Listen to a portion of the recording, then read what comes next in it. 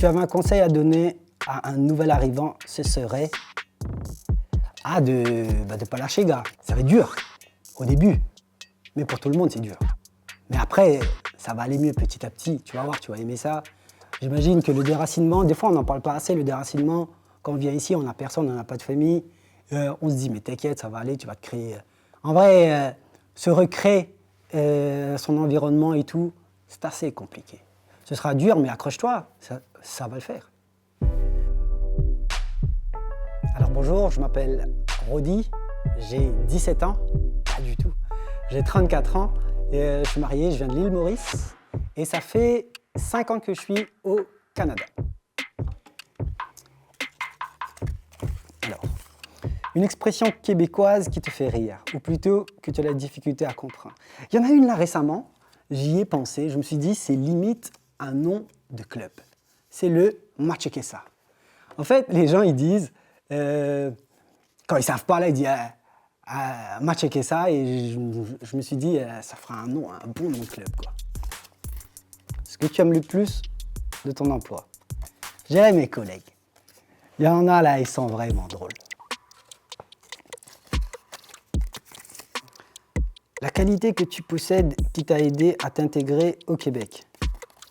Parce qu'il paraît, comme on dit ici, j'ai de la jazette. Genre, je peux parler avec le monde et le monde peut me parler assez aisément. J'ai l'impression que je suis assez accessible. Et voilà. Mon snack de fin de soirée. Ah, c'est des bonbons gingembre. Oui. Mais je sais pas si je peux le dire. Je dirais pas pire.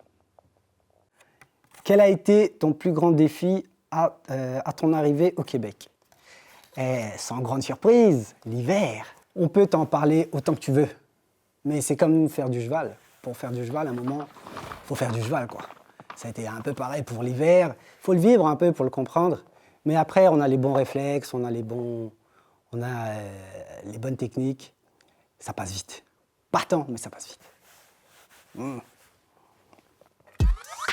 Quel aliment ou plat typique de ton pays tu aimerais faire découvrir aux Québécois? J'imagine qu'on vous a parlé, je ne sais pas si vous avez entendu parler des boulettes mauriciennes. Non, je ne vais pas parler des boulettes, c'est trop bateau.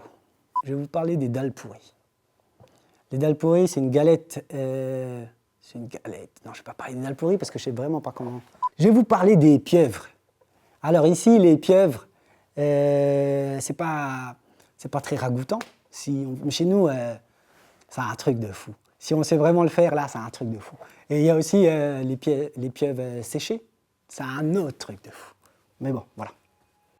Ah, t'as une lettre pour moi? Du coup, je la lis comme ça? Très bien.